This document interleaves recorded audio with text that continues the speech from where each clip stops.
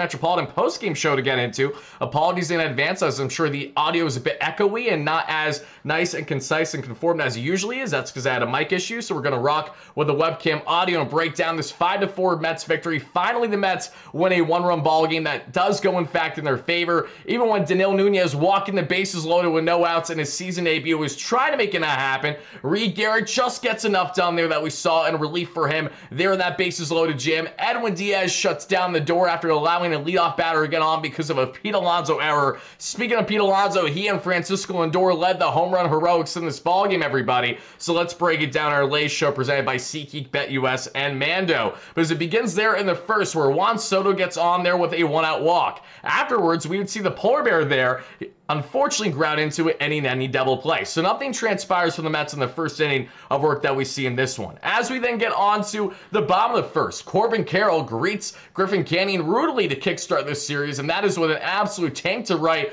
Juan Soto can't make the catch on the wall, and it's an early 1-0 lead for the Arizona Diamondbacks here in the first at-bat of the inning. Then we see Marte with a single, not Starling Marte, this time Ketel Marte. All the more reason why I was frustrated with the Mets losing their games against the Diamondbacks at home, from their 4-3 loss and then their 4-2 loss, or I think those were around the scores or so, had a lot more to do with the Mets wasting opportunities, one, but also not winning a series that did not have Ketel Marte in it. Ketel Marte was out with injury the last time the Mets played each other, and mind you, Ketel Marte is one of, if not the best player on the Arizona Diamondbacks, with the exception there, obviously, of Corbin Carroll. Ryan, great member of 10 months, says, showing the Knicks some love too. LGM, LGK, Worry, of course, my man. And speaking of my Knicks,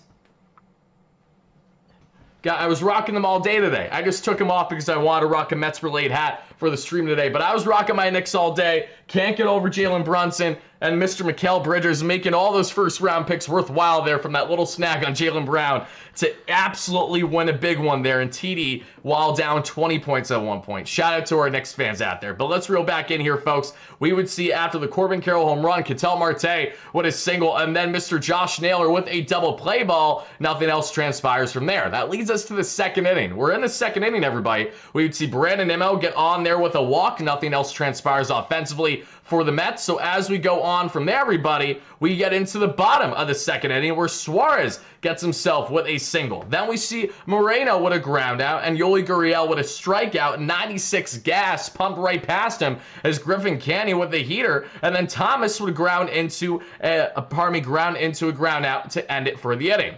And the third, everybody, as the Mets, mind you, were down 1-0 at this point, Tyrone Taylor would rip a one-out opposite field triple. Tyrone Taylor has been an absolute menace on this road stand. He has had quality at-bats pretty much every single time between the series against the St. Louis Cardinals to now the series here against that being in the Arizona Diamondbacks. And as we continue on from there, Taylor, it wouldn't take, unfortunately for the Mets, they wouldn't be able to get the run driven in here right away, as Lindor would have a pop fly double play. Was so frustrating because not only was it a shallow pop fly for an out, but it's a double play because they still allow Tyrone Taylor to try to score from third. He doesn't score from third. He's out by a mile, and the Mets unfortunately go down from there. In the bottom of the third, we would see Perdomo have himself a strikeout on a fastball. Shout out to Griffin Canning. Corbin Carroll flies out, and Ketel Marte also strikes out looking on the same heater there by Griffin Canning. That sets us up then for the fourth inning, everybody, that we would see together. I want to know your initial reactions to this. We would see Juan Soto get on with a walk, a 4-pitch walk for the second time already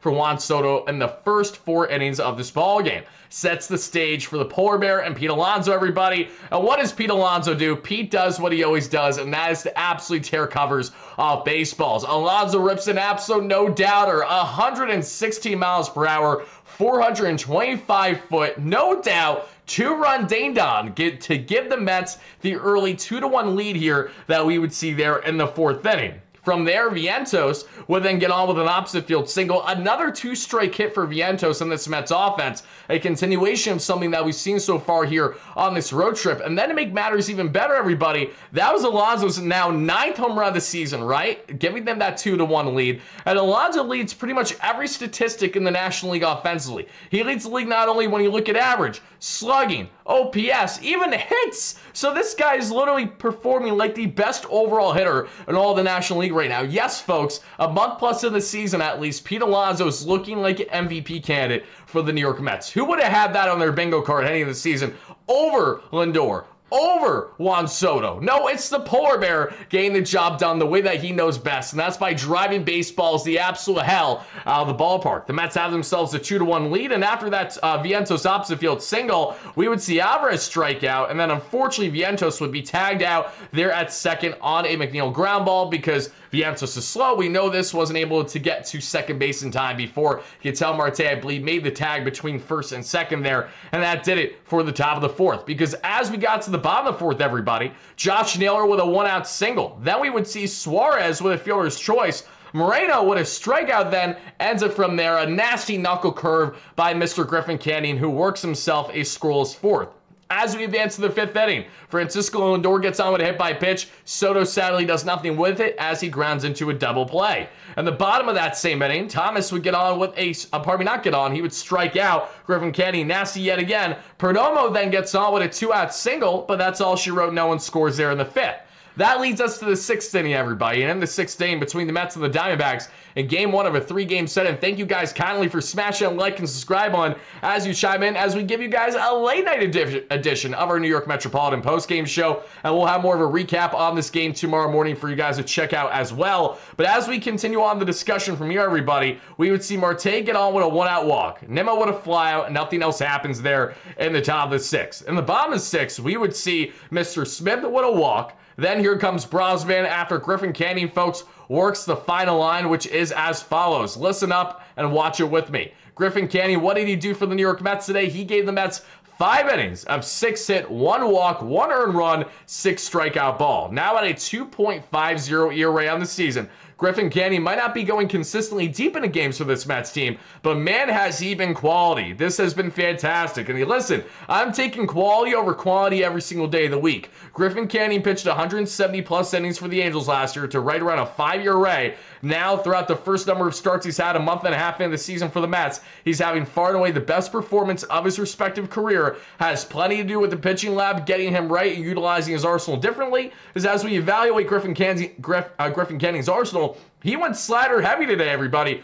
43% heavy that we saw there, topping out 90 and sitting 87 there on the gun with the velo. We see the changeup at 24% of the arsenal for Griffin Canning tonight, topping out 92, sitting right around 91. Four-seam fastball we saw, 21% of the arsenal, topping out 97, sitting right around 94. And the knuckle curve, which I liked a lot today, 12% of the arsenal for Griffin, topped out 82, sat right around 82. Folks, I know it was a 5-inning outing for Griffin Canning, but he gets a rock-solid 6.5 out of 10 from your guy Wardy today. Might be a little conservative to some of you guys, but another rock-solid performance by Griffin Canning, who did not walk everyone their mother, the way that sadly Nunes did not long after this one. But I'm giving him a solid 6.5 out of 10 on my personal Wardy grade of the day for our Mets starting pitcher final line. And I would love to hear from you guys in the live chat and the comments down below. How will you grade Griffin Canning's final line today, giving the Mets a rock-solid 5 inning of work today, helping lead them to their inevitable 5-4 victory? Let's see the grades in the chat as well as in the comments down below, everybody.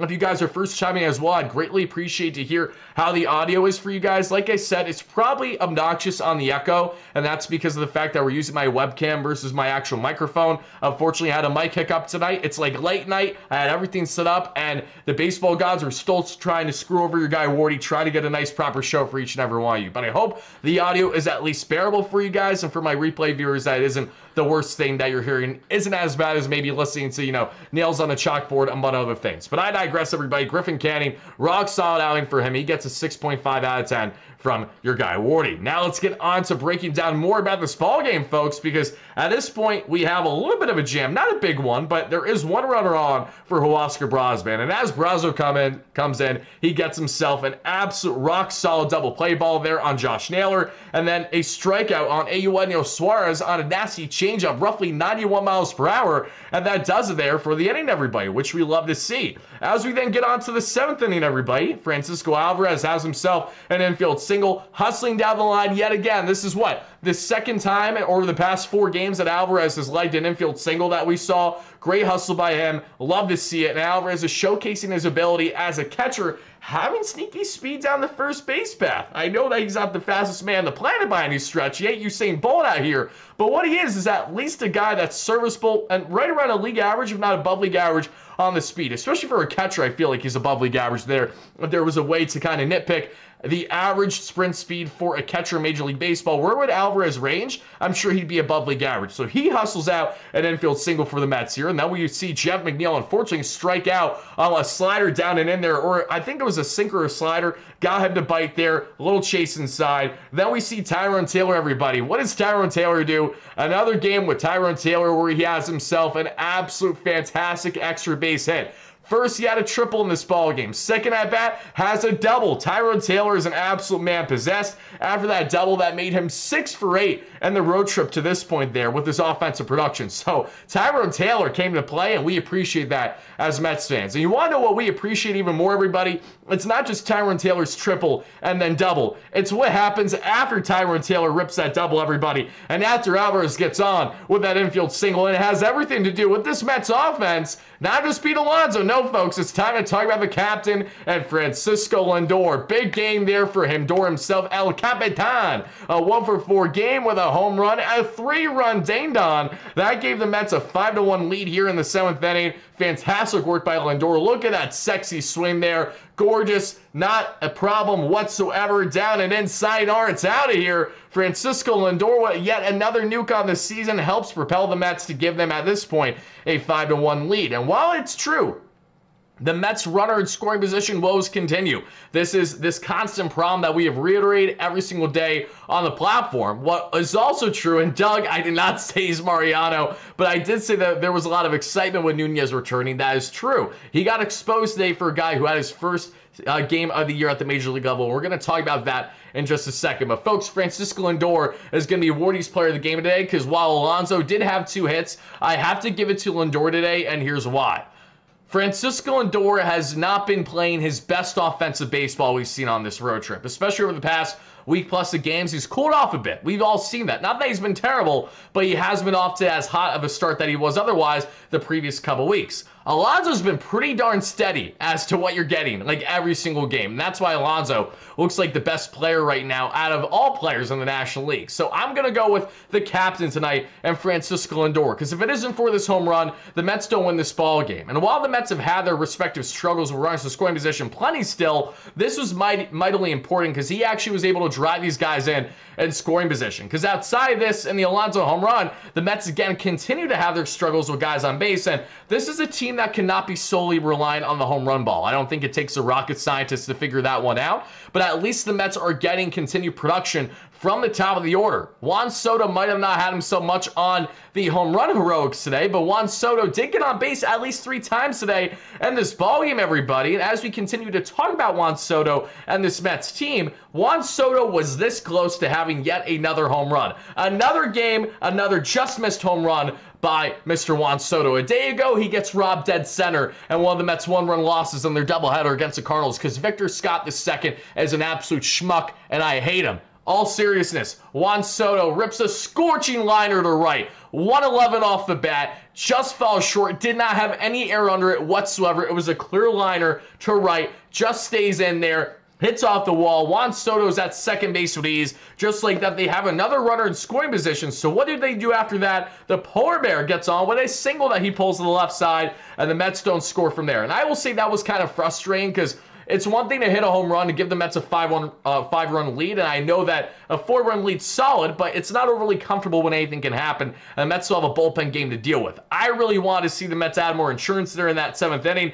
really pounce on the throats of the Arizona Diamondbacks. Do not even give them a chance to breathe or come back in this ball game. Give yourself a 6-7-run lead and then go on from there. Unfortunately, the Mets were not able to provide any more runs, and that's where the lack of hitting with scoring position came into play yet again. And we're up by 4 as we then head to the bottom of the 7th. And in the bottom of the 7th, Huascar Brosman works himself a really nice 1-2-3 innings. Shout out to Brazo for that. From there, folks, we then get on to the 8th inning. And make sure to hit that like and subscribe button as you chime in, folks. Late Night Wardy here, bringing down the latest Mets victory for you by a final score of 5-4. And I will probably have a recap video for you guys along with other key health and prospect updates dropping in the AM as well for you guys to check out should you have interest. But in the 8th inning, everybody, we would see a 1-2-3 there for the Mets on the offensive end. So Brosman, after working 2 gorgeous innings, we appreciate that. It's now Daniel Nunes time, everybody. Daniel Nunes making his long-awaited return to this Mets bullpen. Has not been here since he went down with injury last season. Well, mind you,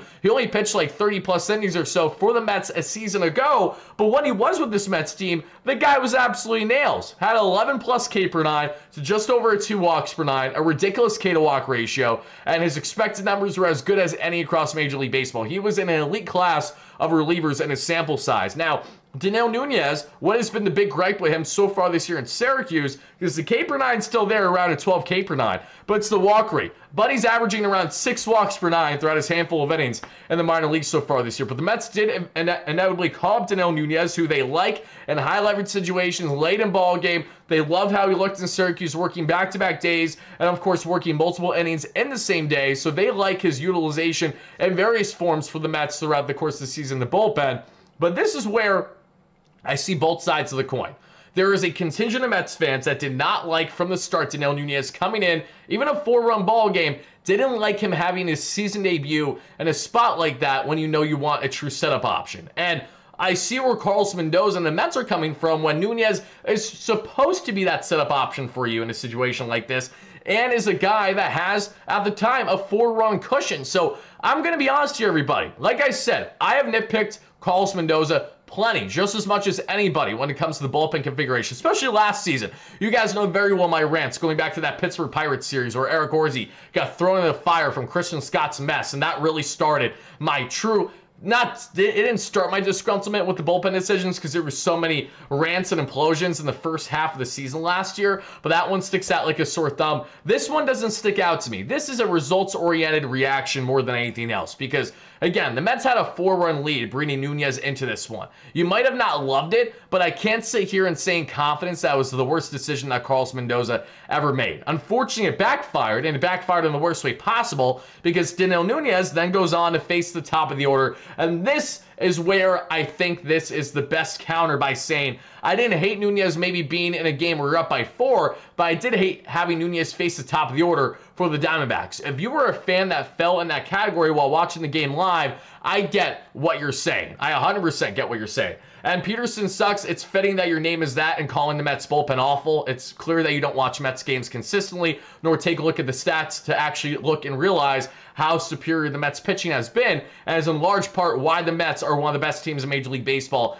as things currently stand. Again, I don't understand the notion behind, oh, the Mets have an awful bullpen. You're literally just not paying attention, and you only choose to pay attention when things implode and not go well. Are the Mets going to get more exposed with their bullpen now without Danny Young and AJ Minter? Absolutely. No question about it. But to suggest that they have an awful bullpen is the equivalent of saying that, oh, yeah, you know what? Yeah, that's 100% true. The Mets aren't going to go anywhere this year when they're going to at minimum win 90-plus games this season, and will hopefully inevitably make playoffs. Again, there's a difference between paying attention and just saying shit for the sake of saying shit because it's 1:19 a.m. Eastern here as we're breaking down this ball game. But as we get into this, everybody, Nunes comes in and he walks everybody and their mother. He allows the leadoff walk to Perdomo. Then we see him get to second base right away on a wild pitch because of course he does. Corbin Carroll gets out with a walk. Jeremy Hefner then comes in to try to settle Nunes down. The problem, though, Daniel Nunes is just like Edwin Diaz in the following sense, everybody. Listen up. What is Edwin Diaz and Daniel Nunes' biggest similarity?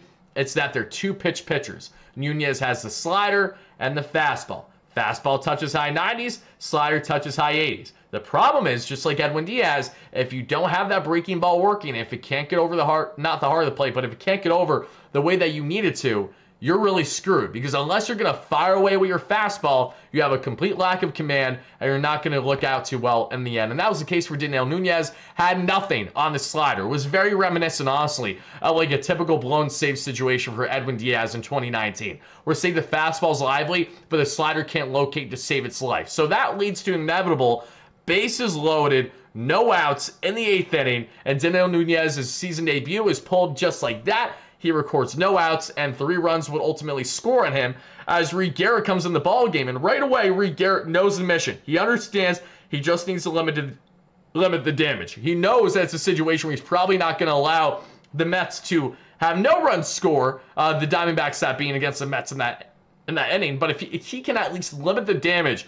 to come out with the Mets still having a lead by one or multiple runs, that's a good thing. Now, Reed Garrett wasn't perfect coming in this situation, but I can't emphasize enough the context of coming into a bases-loaded jam. I'm getting hiccups right now. What are we doing, Wardy? It's 1:20. Your body does not have the right to have hiccups right now. Get your shit together, bud. Okay, I apologize for the tangent with me, myself, and I. Daniel Nunes is out. Reed Garrett comes in. And while Reed wasn't perfect, this is a tall task, to say the least, to come in bases loaded and to try to get out of that jam unscathed, or at least not allow many runs to score. Right away, what does he do? He strikes out Pavin Smith with a disgustingly nice splitty that we see. Afterwards, Josh Naylor rips a base knock up the middle to make it a 5-2 ball game. That's still up by 3. And here's Eugenio Suarez. And here is where the Arizona Diamondbacks' dimensions of their stadium came into play to favor the Mets. This would have been a home run in certain ballparks, dead center, before the Diamondbacks went their deep outfield. Thankfully, it just fell short. And thankfully, for whatever reason, Josh Naylor decided not to score from third base, which kept it a 5-4 Mets lead. So it's a 2-run, huge knock for Eugenio Suarez, who has himself a standing double. But in the process, that was a situation that if there was just better heads-up base running by Naylor, he should have been able to score there for me, is to at least tie this ball game, if not something greater to happen. So the Mets still have a 5-4 lead, but all right, now we're starting to sweat. Because one, a lot of us Mets fans stayed up late on the East Coast, and now you're telling me we're going to see them get absolutely worked after being up 5-1 and potentially blow this thing late in the ball game. I was getting set to the point of just doing a quick rant of 15 to 20 minutes and getting out of here and going to bed, because I was going to be so frustrated, and that was the reality. Thankfully, it wasn't, because Reed Garrett then is able to get some massive outs after that Eugenio Suarez 2-run double. We would see a big strikeout on Gabby Moreno and then a pop-out on Lourdes Gurriel Jr. That does it for the inning, folks. The Mets are still up by 1 as we then head to the 9th inning. And in the 9th inning, everybody, we would see Luis Angel Acuna have his first at-bat of the day, as he did not start today. Jeff McNeil got the start over him at second base, which I honestly didn't love, but I digress. Mets still won in the end. I'm not going to, be too butthurt about it at this point in time. Acuna gets on base right away because of a hit by pitch. Idiots, imagine drilling the fastest guy, and not only on the Mets, but one of the fastest players in Major League Baseball. Like, this guy's so fast, he'll go toe-to-toe with Corbin Carroll any day of the week. He's a speed demon, as Luis Angel Acuna. So he gets on base. Then we would see, unfortunately, nothing else happened from there. The Mets cannot drive an insurance run in, so that sets the stage for Edwin Diaz in a save situation. 1-run ball game, bottom of the 9th. Alek Thomas gets on first base, not with an effing single, but because Pete Alonso has the yips, everybody. When I mean the yips, what I mean is as follows, and you guys know this very well. Just like what we saw with the Polar Bear, this goes back to the series against the Nationals, where he had the toss to Ryan Stanek. That was just not a good toss whatsoever. Another psychological battle with Alonso, who had, again, all the time in the world. Buddy could have read a whole Harry Potter book before he got that damn under toss to first base. But Alonso forces a throw still. Unfortunately, he's like behind Diaz, and Diaz has to reach back. Of course, Alek Thomas, mind you, for those that don't know, Alek Thomas is one of the fastest batters in the lineup for the Diamondbacks, not named Corbin Carroll. So, of course, his ass is bolting down first base right away. He's safe. So I'm like, oh, perfect. Another day, another dollar, another Edwin Diaz inning where he allows the first base runner to get on. And the worst part of it all is that this wasn't even Edwin Diaz's fault. That was the most frustrating part of this, everybody. It's one thing when it's okay, Edwin, of course, walked the first batter in 4 pitches, or he hits the guy, or gives up a leadoff single or double. Like, we've all been frustrated in those respective areas, but to have Pete Alonso kind of botch the throw the way that he did was not all that fun. I did not appreciate that there as a Mets fan. So as we continue on from here, everybody, and break down more of this ballgame, I actually just want to double check back on the main slide for a second. Okay, good. I didn't know if the jingle was minimized or not, so I didn't want it to be running when it should have been running. But to get back in this one, everybody, to kind of put a cap on it, thankfully, something magical happens. Unbelievably magical happens. Francisco Alvarez throws out Alek Thomas trying to steal second base. And the best part of it all, everybody, and I'll actually go back to the big diagram here. I'm Alek Thomas, right? I'm bolted. My ass is heading right to second base. Alvarez has to make the throw a little bit more to his left side, so it's not spot on like you got a fastball down the pipe that you can just throw right away. So he steps to the side, gets a throw, an awkward throw, and let me be honest, it was not nailed by Alvarez at all. It should have been more in location of Lindor, but Lindor had to get way out in front of it. Here's the thing. As Al Thomas is bolting, going in for the dive there at first base, Buddy forgot one very important thing. Oh, I can't even lift my foot up. Let me do it this way. Because I was trying to do it the other way. You see that? Little WardyNYM fans with the sock on. His foot was just up enough, that cleat was just up enough that after review, Francisco Lindor gets the tag just before Buddy is safe at second base. They take a long time in review because obviously Lou and the Arizona Diamondbacks are going to challenge that every day of the week. They lose their challenge, the Mets win the challenge, and then Edwin Diaz gets an absolutely massive strikeout on Corbin Carroll that ultimately wins the ball game here for the Amazing. So this was a sweaty one. This was not an ideal ball game to witness here for game one of a 3-game set where you're staying up late here on the East Coast. But what I will tell you is that it's a Metropolitan victory in the end. We're going to appreciate that for what it is. And when we get into the numbers of this ball game, everybody, again, there were things that worked in the Mets' favor and things that didn't work in the Mets' favor. When we look at the Mets' production or lack thereof, rise to scoring position, folks, how did the boys fare tonight in this matchup? Well, how the Mets fared, everybody, is as follows. Let me relay the numbers right here, right now. Just trying to find them. Okay, the Mets tonight were 2 for 8 with runners in scoring position. Still not great. Not the end of the world either. You batted above 200, so you batted above the Mendoza line. Baby steps in the right direction. It's all thanks to that Lindor home run. If that Lindor home run didn't happen, Mets don't hit an absolute lick with runners in scoring position in this ballgame. They left 6 on base here, and between themselves and the Diamondbacks as well, the Diamondbacks left 6 on base and were 2 for 6 with runners in scoring position. So eerily similar outings today, but the Mets, again, had some luck on their side and also had some things where they should have had more luck. They had a 310 expected batting average to a 244 of the Arizona Diamondbacks in this matchup. And the Mets pitching staff, again, outside of Nunes, who had all 3 runs charged on him, so bad that he isn't even having an ERA yet because he hasn't recorded it out yet this season. It's just null. It's like null and void. There's nothing there on the ERA stat line, which is crazy to see. But speaking of ERA, everybody, listen to this. Griffin Canning is now down to 2.50. Well, Oscar Brosman, a part of this god-awful bullpen, as some schmucks will say, has a 1.25 ERA.